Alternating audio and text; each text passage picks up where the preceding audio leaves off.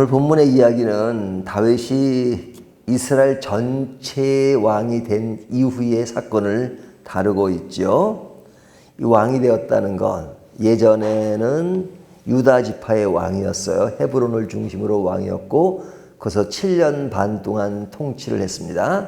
그런데 이제는 그쪽에 있는 왕이 죽고 군대 장관도 죽고 해서 이제 그 나라의 그 장로들이 와서 다윗을 정식으로 왕으로 초청을 한 겁니다. 그래서 자연스럽게 나라가 하나가 되어서 이제 다윗이 이스라엘 왕이 되죠. 이스라엘 전체의 왕이 돼서 통치한 기간은 33년이나 됩니다. 그러니까 총 40년 6개월 동안 이제 다윗이 통치를 하게 되는데, 이렇게 통치를 새롭게 하게 되는 상황에 대해서 이것을 굉장히 호의적으로 받아들이는 사람들이 있었습니다.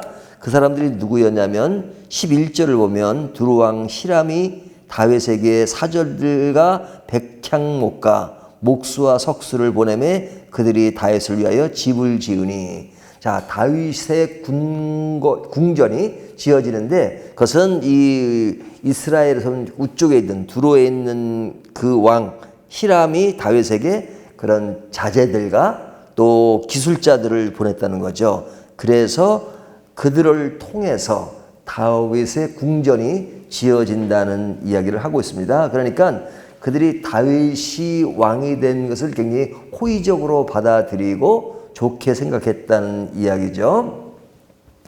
그래서 궁전이 지어집니다.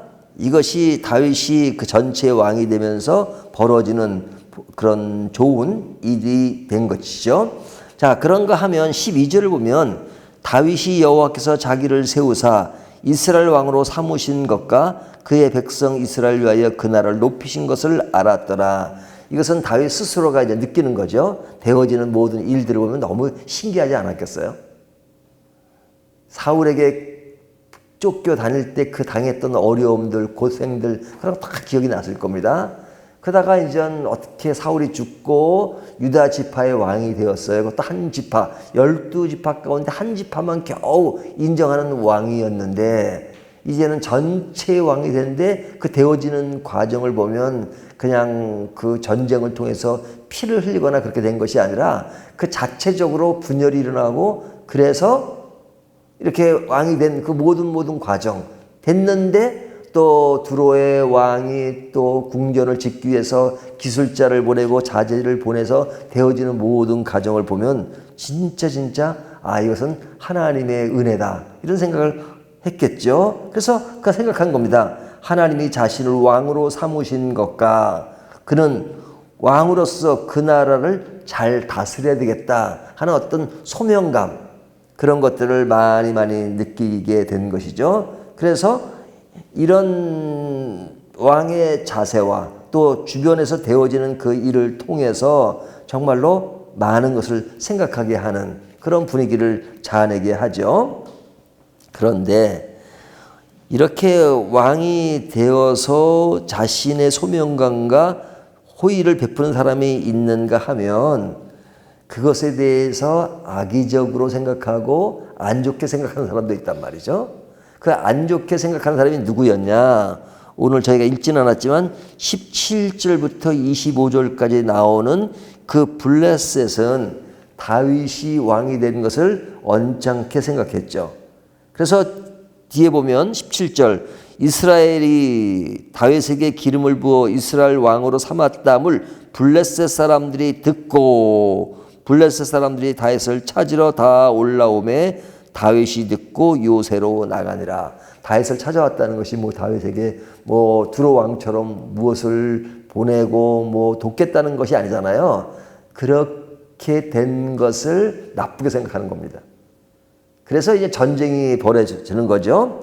자, 전쟁이 벌어지게 된 상황에서 다윗이 그것에 임하고 나갑니다. 요새로 나가는데 그때 다윗이 이제 이런 전쟁 앞에서 어떤 태도를 취하느냐, 오늘 본문에 보면 다윗이 하나님께 여쭈는 내용이 나옵니다. 19절을 보면 다윗이 여호와께 여쭈어 이르되, 이 성경을 보면요 다윗이 정말로 일을 잘 처리할 때 특징은 뭐냐면 하나님께 물어요. 그리고 하나님의 응답을 받아요. 근데 좀 인간적인 방법을 행할 때는 하나님께 묻지를 않아요. 그래서 첫 번째 19절에 보면 여호와께 여쭈어 묻죠. 그래서 하나님께서 확답을 주십니다. 내가 반드시 블레셋 사람을 내 손에서 넘기리라 하신지라.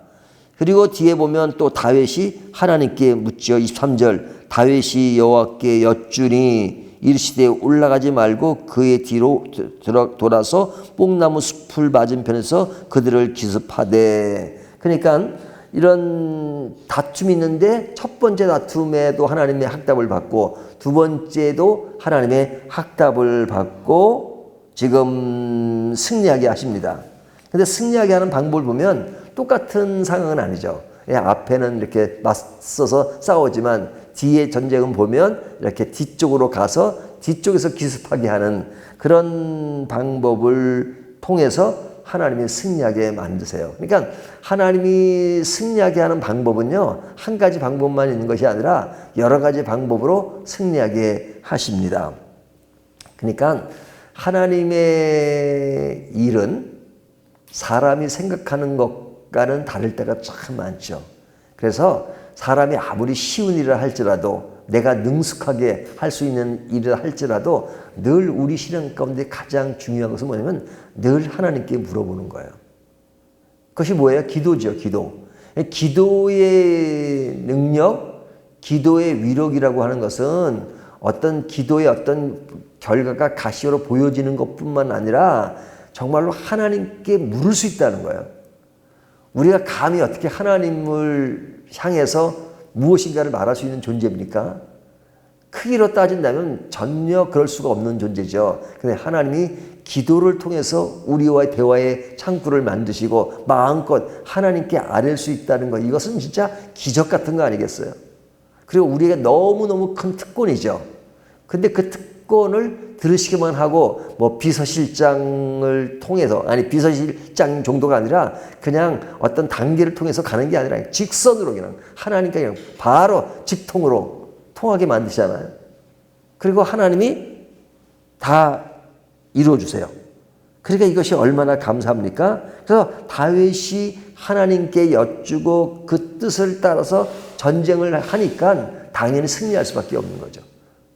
하나님이 확답을 주시는 것은 100% 성공할 수밖에 없는 겁니다.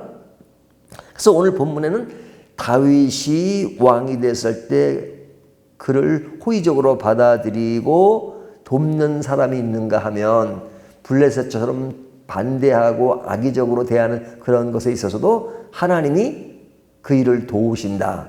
그 도울 때 다윗이 하나님께 부르짖었던 그런 것들을 묘사하죠. 그러니까 오늘 본문은 사실은 하나님이 만드시는 나라가 어떻게 펼쳐지느냐, 이 이야기를 하는 겁니다.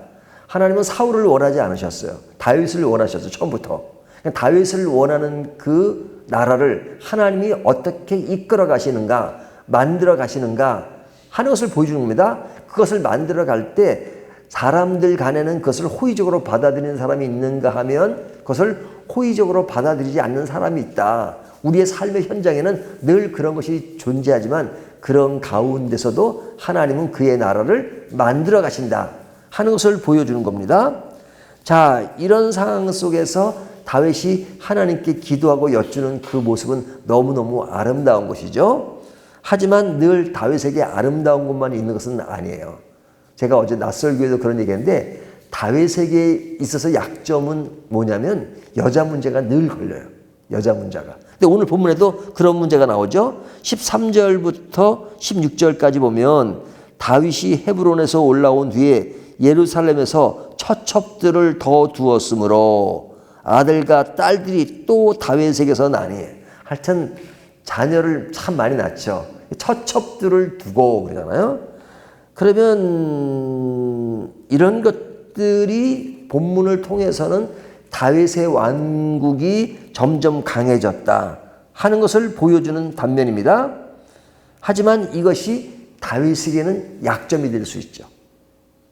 자, 그러면 하나님이 만드시는 나라는 인간이 완전해서 만들어지는 것이 아닙니다. 인간이 여전히 부족함이 있어요. 그런 가운데서 하나님이 만드시는 겁니다.